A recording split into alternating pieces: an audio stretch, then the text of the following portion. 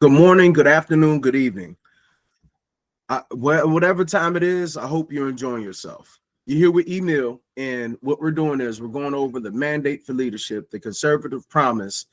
We are past the general welfare. We're now in the economy section. I believe that is section 4, chapter 23, pages 717, and we're going to be going through 717 through 723.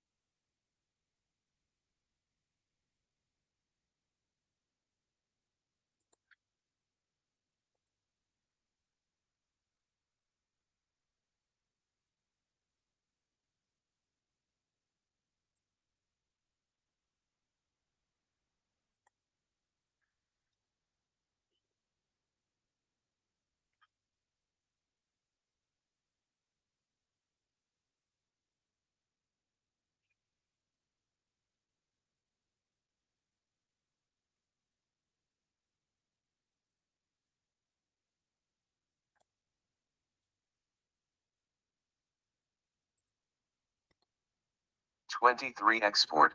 Import Bank. The Export. Import Bank should be abolished. Veronique Deruga. The Export. Import Bank of the United States, Exim or the bank, is a federal agency that was established in 1934 to provide export subsidies through taxpayer-backed financing to private exporting corporations, as well as to foreign companies buying U.S. exports, with the ostensible purpose of promoting American exports, creating jobs, supporting small businesses, improving U.S. competitiveness, and protecting U.S. peers. In 1986, David Stockman, who served as director of the Office of Management and Budget under President Ronald Reagan, wrote that export subsidies are a mercantilist illusion, based on the illogical proposition that a nation can raise its employment and GNP by giving away its goods for less than what it costs to make them. Export subsidies subtract from GNP and jobs, not expand them. Moreover, in 1981, the Exim's practice was to bestow about two-thirds of its subsidies on a handful of giant manufacturers, including Boeing Aircraft, General Electric, and Westinghouse. Point one. Since then, very little has changed. Exim operates in effect as a protectionist agency that picks winners and losers in the market by providing political privileges to firms that are already well-financed. By doing so, it risks taxpayer funds as it stymies economic growth. This reality is not altered by the argument that the bank could be a weapon to fight China, an argument that rests on a misguided 718 mandate for leadership, the conservative promise understanding of what competitiveness is and how it is achieved and maintained. The bank should be abolished. Background: the Import Bank was created in 1934 as an export credit agency, ECA, to finance trade with the Soviet Union. It was reorganized as an independent government agency in 1945. President Franklin Roosevelt's Executive Order 6581 gave it the power to aid in financing and to facilitate exports and imports and the exchange of commodities between the United States and other nations or the agencies and nationals thereof to create jobs in the United States. Point 2. Exim has four main tools with which to pursue these goals: loan guarantees, working capital guarantees, direct loans, and export credit insurance.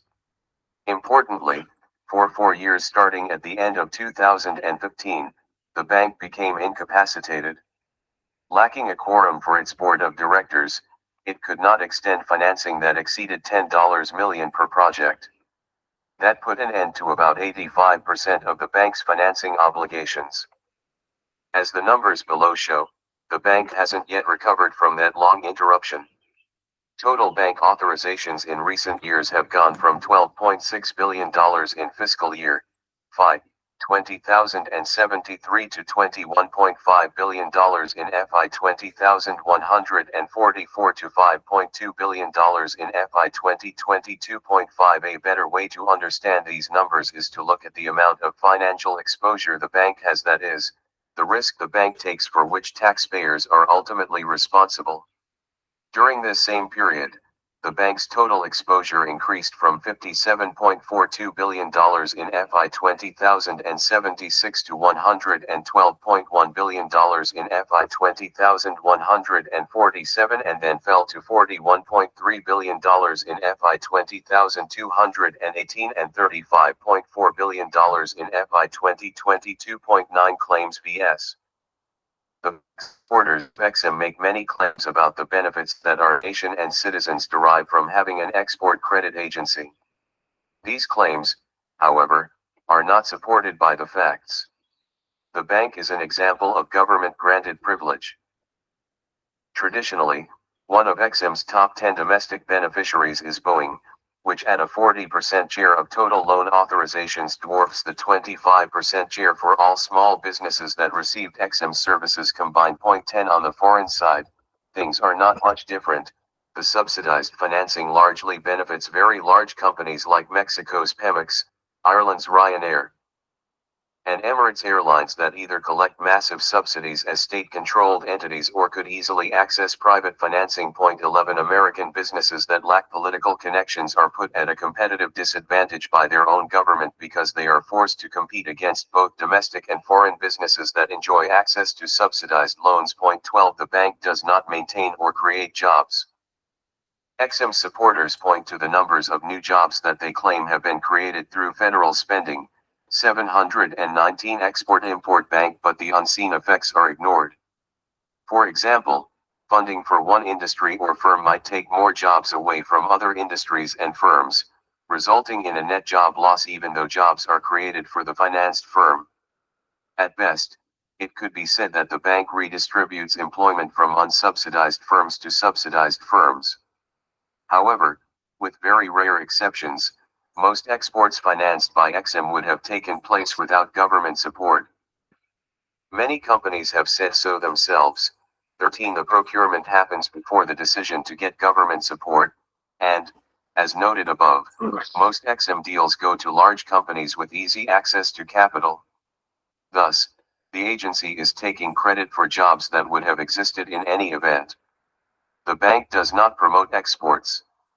Exim presidents commonly claim that the agency's mission is to support U.S. jobs by facilitating American exports through its export financing tools. However, trade economists have long known that export credit subsidies merely redistribute exporting opportunities to subsidized firms instead of increasing the net number of exports, something that also slows economic growth. Point 14. Even more telling is the performance of the U.S. economy and American exports during the 4 years when Exim lacked a board quorum, 2015 to 2019, and was barred from finalizing deals in excess of $10 million. During that time, Exim authorizations fell from $21 billion in FI 2014 to $3.6 billion in FI 2018, adjusted for inflation. Point 15. However, also during that time, regular big-ticket Exim beneficiaries continued to benefit from their easy access to capital markets and still had the ability to finance their export activities. Further, U.S. exports were utterly unaffected by the reductions in the bank's activities. Point 16. U.S. unemployment fell to a level not seen in half a century, but exports soared with financing provided by commercial lenders. The only negative economic impact from Exim's lack of a board quorum was its effect on the bank itself. This contradicts Exim's claim that its activities are crucial for the success of U.S. exporters and economic growth.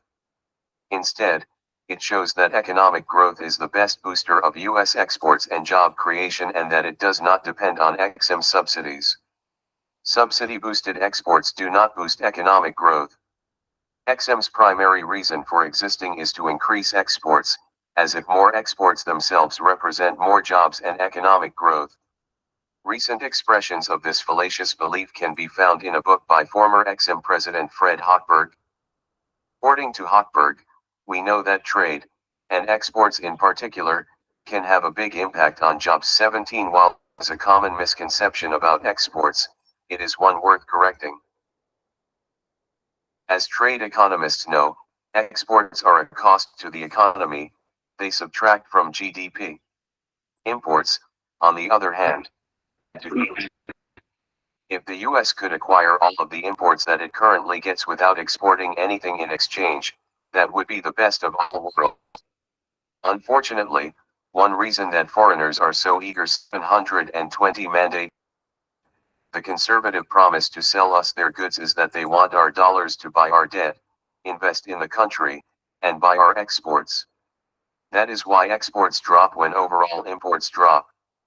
Exports promote US economic growth only if the value of the resources used to produce them is less than the value of what we receive as imports in exchange for those exports. By subsidizing American exports, Exim causes too many resources to be devoted to producing exports. As a result, the total value of our exports is made larger than it would otherwise be to obtain any given amount of imports. In tells American taxpayers to subsidize foreigners' standards of living at no appreciable benefit to the US. Unfortunately, this misunderstanding and the constant glamorization of exports and their impact on jobs and growth are used to justify government support for some exports. On average, 98% of exports are not backed by Exim financing. It also is extremely unfair.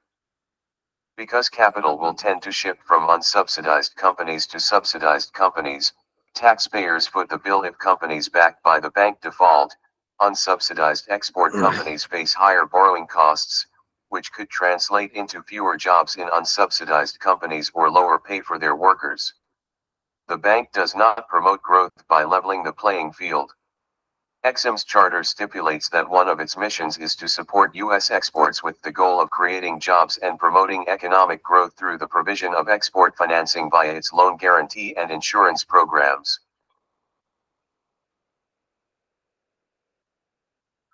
In particular, Exim is to intervene in cases where such support is necessary to level the competitive playing field for U.S. exporters due to financing provided by foreign governments to their exporters. 18 As a result, Exim for years has been focused primarily on what other countries' ECAs are doing and how much financing they are providing. 19 A reading of any of Exim's competitiveness reports shows that the bank frames the competitiveness of the U.S. economy and exporters in extreme narrow terms, specifically as the amount of business that foreign ECAs are doing relative to Exim.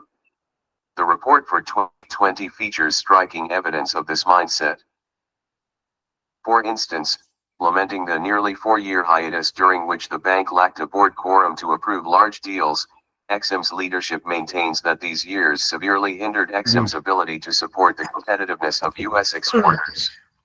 During that time, foreign ECAs fundamentally evolved their philosophy and substantively expanded their roles, and the United States must work hard to keep pace. The bank goes on to promise that it will re-emerge from the years of being out of the long-term export finance business and restore its standing as one of the world's most competitive ECAs. 20 In other words, Exim bureaucrats appear to believe that economic growth and jobs result not from a favorable tax and regulatory environment, but from a victory in hand-to-hand subsidy combat between government banks. The bank's 721 Export-Import Bank competitiveness reports include a table that ranks countries by ECA financing volume. An adjacent map displays the most competitive ECAs around the world, implying that the US, which ranked 8th in terms of volume in 2019, the year before the pandemic, is losing ground compared to more hyperactive, ranked higher, ECAs. 21 The implication is that ECA export financing improves the overall health of the export market and thereby fuels economic and job growth, which it does not do. Consider Italy's hyperactive ECA. In 2019, Italy was ranked first among Organization for Economic Cooperation and Development, OECD, countries in terms of volume and was highlighted in the report as an example for other countries to follow. Yet the Italian ECA's hyperactivity appears to have had little impact on that country's economic growth or employment. Germany was the second highest ranked OECD country on this list in 2019. While Germany had respectable economic growth at the time of the report, only 0.7% of its exports were backed by ECA financing. These data provide little support for the argument that Germany's strong economic performance has much, if anything, to do with the German ECA. China by all accounts had a hyperactive ECA, it ranked first on the list in 2019. ECA-backed exports in China represented 2.1% of exports backed by government financing. Whatever one perceives as China's economic successes, it is hard to argue that the main driver of China's exports is its ECA. The report highlights the 8th-ranked U.S. for its unusually low level of Exim-backed exports. At the time of the report, the U.S. economy was thriving, wages and employment were up, and the country still had flourishing trade, but it was also striving when Exim was mostly dormant. In other words, one cannot argue that the bustling economy was the result of Exim support. Even in countries touted as leaders in relying on ECA financing, ECA-backed exports are never more than 4.7% of total exports. Moreover, even that is an outlier. For 23 of the 28 countries on this list, including both China and the US, the share of exports backed by ECA financing is less than 2%. This fact suggests that contrary to the claims of Exim's advocates, ECA financing is irrelevant to the overall health of the export market as well as to economic growth. This is consistent with what economists know about the impact of subsidies on economic growth. 722 Mandate for leadership. The conservative promise the bank does not support small businesses. Most of the bank's funding goes to large corporations such as Boeing, a recipient of 68% of Exim's loan guarantees and 30% of Exim's overall activities. 22 Over the years, 10 large domestic corporations have received roughly 65% of the bank's total assistance. It is closer to 70% today. More than 99.9% of U.S. small businesses receive no benefits from Exim and are often placed at a competitive disadvantage by the subsidies doled out to larger competitors. In fact, the bank's support for small businesses has declined from $2.3 billion in FY 200 and 1923 to more than $2.0 billion in FY 200 and 2024 to only $1.6 billion in FY 2021.25. This decline occurred amid a pandemic that hit small businesses especially hard, and it continues today. The bank is not a good deal for taxpayers. The bank's accounting practices are deficient, and the bank miscalculates its budget savings.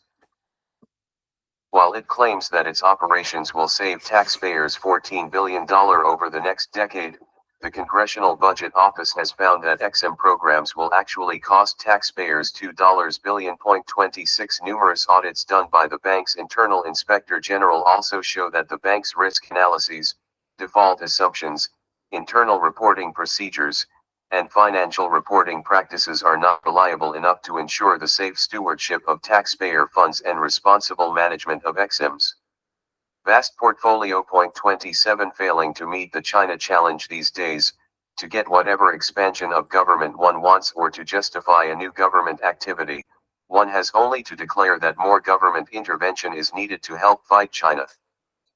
President Trump used this argument to secure reauthorization of Exim in 2019.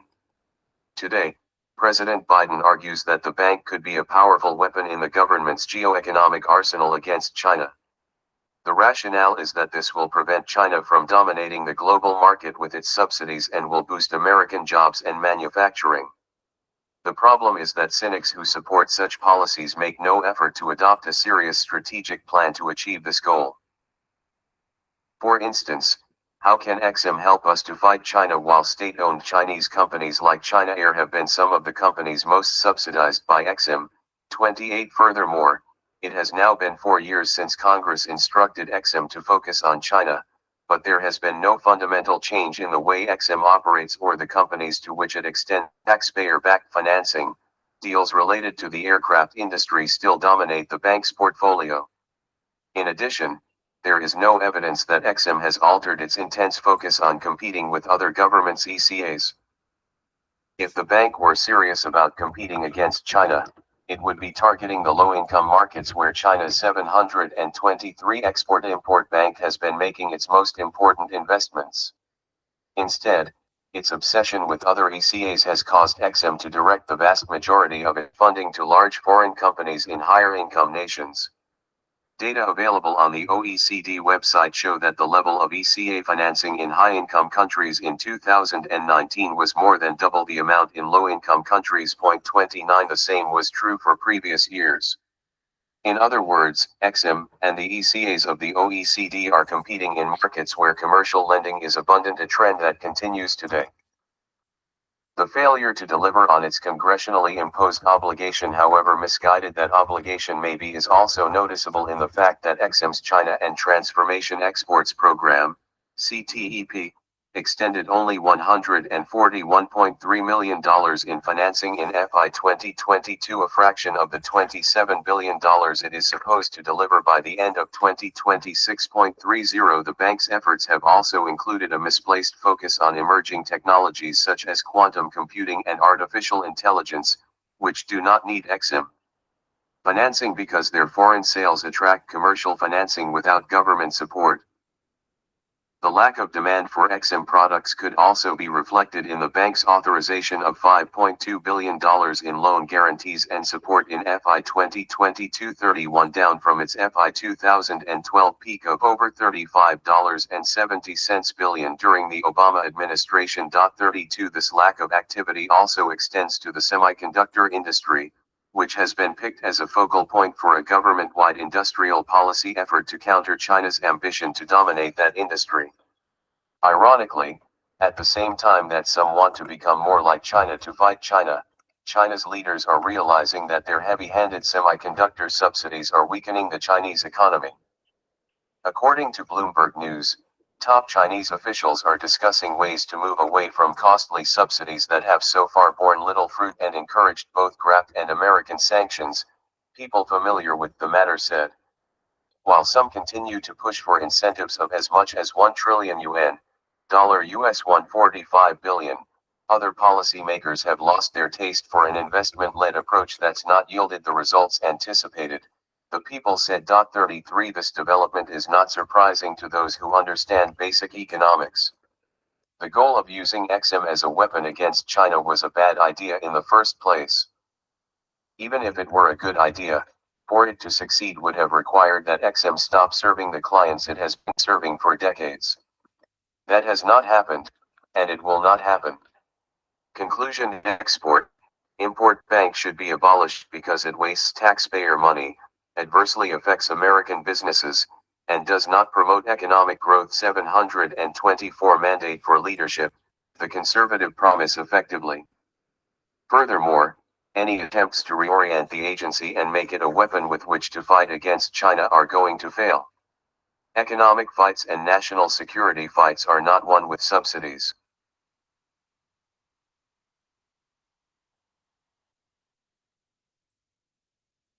The case for the Export-Import Bank. Jennifer Hazelton, IN 1986, President Ronald Reagan signed a bill extending the charter of the Export-Import Bank, Exim, by an additional 6 years. In a signing statement attached to the bill, the President declared that it sends an important signal to both our exporting community and foreign suppliers that American exporters will continue to be able to compete vigorously for business throughout the world. 34 As a candidate for president, Ronald Reagan was opposed to Exim, but as president, he learned the challenges America's businesses face when competing for opportunities overseas, and his position on Exim evolved. As President Reagan once famously remarked, "Why would I want our businesses competing with two hands tied behind their backs?" On January 30, 1984, the president said, "Exports create and sustain jobs for millions of American workers and contribute to the growth and strength of the United States economy. The Export-Import Bank contributes in a significant way to our nation's export sales." President Reagan was exactly right. Exim provides a mechanism that American companies can use to be for projects that would otherwise be out of reach, notably deals that the banking industry won't finance because of the risk associated with the host country or because the host nation itself requires a sovereign guarantee in order to submit a bid. Exim is the only American vehicle that can provide that sovereign guarantee. Since Reagan's presidency, the global economic order has shifted dramatically, and a rising China has completely disrupted the export credit sector. In Reagan's era, export credit financing was a means for nations to compete for and win projects overseas in order to create more jobs at home. It was a benign tool for economic expansion. China, however, has morphed export credit financing into a weapon of national security. Where most nations have just one export credit agency, ECA, China has three, all targeted for specific stages of economic and industrial development. The amount of money China has put behind these three instruments is staggering. It is estimated that in 2018, China provided more than $500 billion in export credit, approaching in that 1 year the total amount of financing Exim has provided in its 90-year history. 725 Export-Import Bank. China's export credit activity is greater than that of the ECAs of the entire G7 combined. Today, China is the world's largest official creditor, maintaining a portfolio more than twice the size of the World Bank and International Monetary Fund combined. China's highly aggressive Belt and Road Initiative, which has prompted international criticism for ensnaring the developing world in debt trap diplomacy, has created a sphere of economic and strategic influence that includes about 150 countries, rivaling the relationships of the United States and her allies. Unlike America and the G7 economies, China does not subscribe to the rules-based order that has governed export credit financing for nearly a century. As in so many other things, China plays by its own rules and is opaque in how it operates, weaponizing its export credit financing deals by offering developing nations terms that are often too good to be true. Once the project is underway, the Chinese have been known to change the terms, making a project unaffordable for the purchasing country. These tactics have yielded China important strategic plunder like mines and critical minerals, satellites, and even ports like those in Hambantota, Sri Lanka, and Mombasa, Kenya. Export credit is a strategic weapon in China's whole-of-government approach to enhance its global power, economic might, and national security.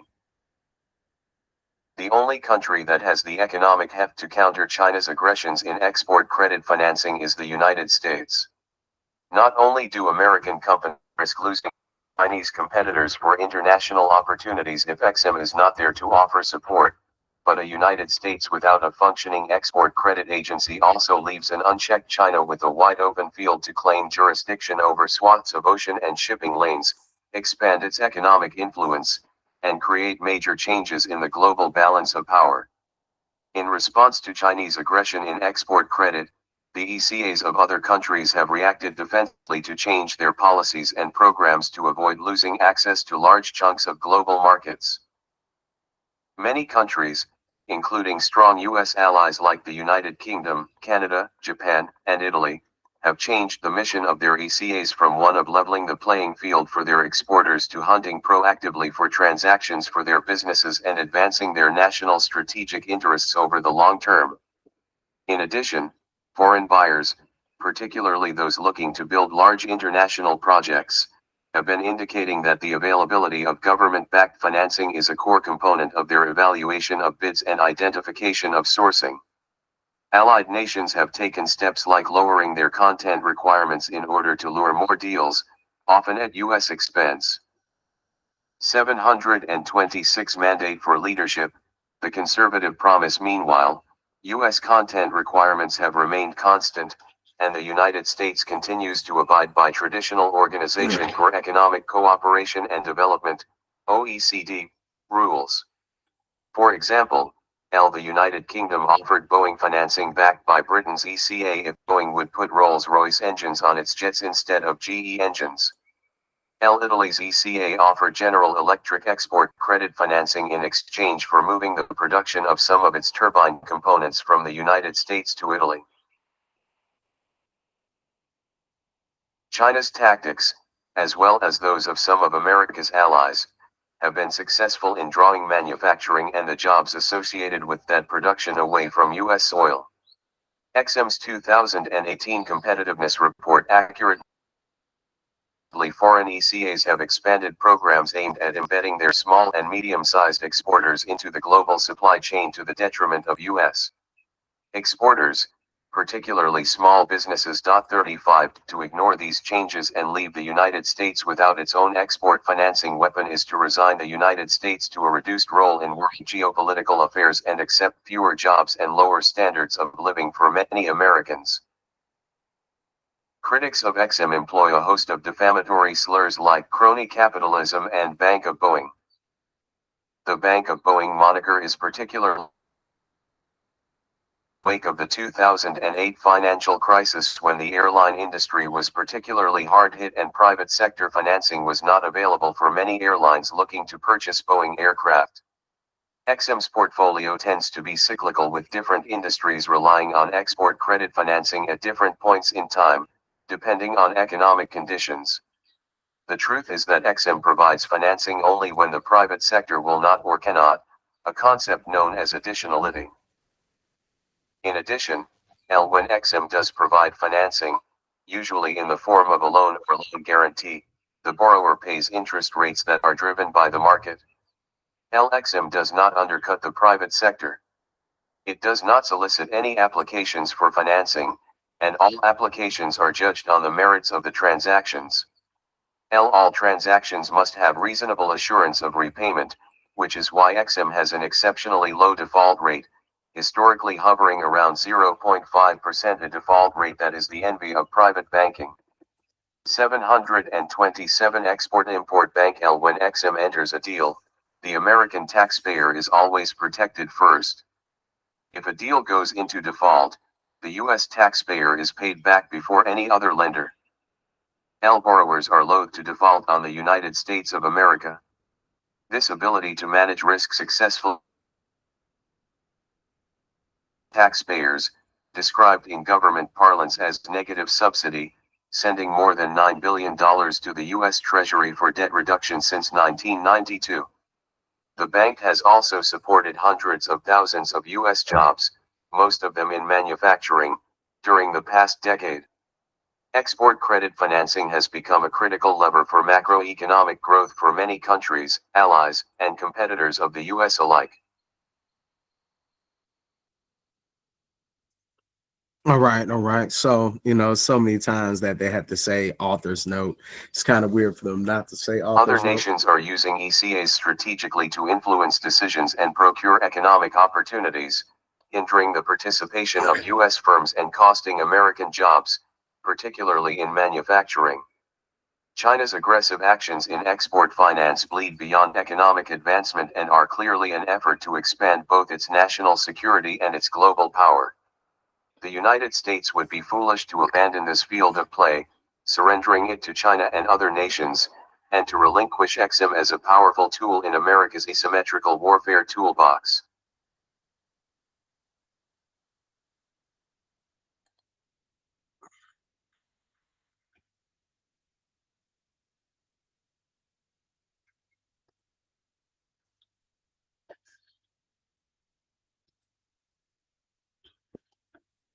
All right, so let's go ahead and let's talk about it. So I like to highlight just 10 things. All right. So the first thing I like to highlight is the crony capitalism. The ism has been accused of favoring large corporations, particularly Boeing, which receives a significant portion of its financing. Number two, risk to taxpayer funds. The bank operates with taxpayer-backed financing, meaning losses could ultimately be borne by the public. Number three, distortion of free markets. By providing subsidies, ism interferes with natural market competitions, picking winners and losers rather than allowing businesses to compete on their own merit. Number 4, limited benefit to small businesses. While ISM claims to support small businesses, the majority of its funding goes to large corporations, leaving smaller enterprises at a disadvantage. Number 5, job creation fallacy. ISM's claim of job creations are disputed, as funding for one industry may result in job losses elsewhere, making its overall impact questionable. Number 6, economic growth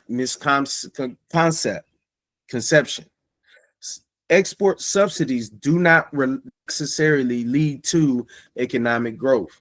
They often redistribute opportunities rather than increasing net exports. Number 7, financial mismanagement. ISM has been criticized for poor accounting practices. The Congressional Budget Office finding that its programs cost taxpayers billions despite claims of savings. Number 8,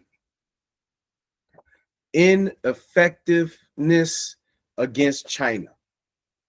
While ISM is positioned as a countermeasure to China's economic influence, critics argue that it has not fundamentally changed its operation to effectively challenge China's Belt and Road Initiative.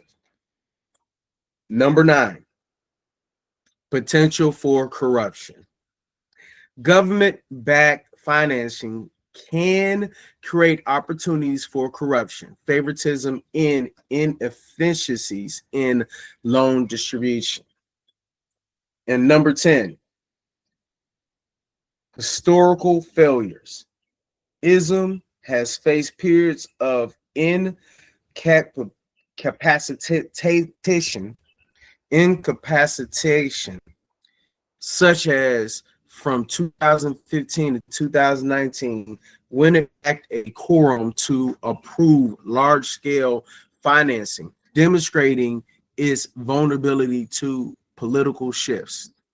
So if you notice, 2015 to 2019, this kind of coincides, a little bit overlapping Trump's time. There's a lot of things that he can't say, that this economy is Trump's baby. That's it. So whoever thought that it was a great idea to put 34-time convicted felon, known Trump University con, people got ripped off, casino bankruptcies, and whoever decided to give him the keys to the Bentley was ill-informed.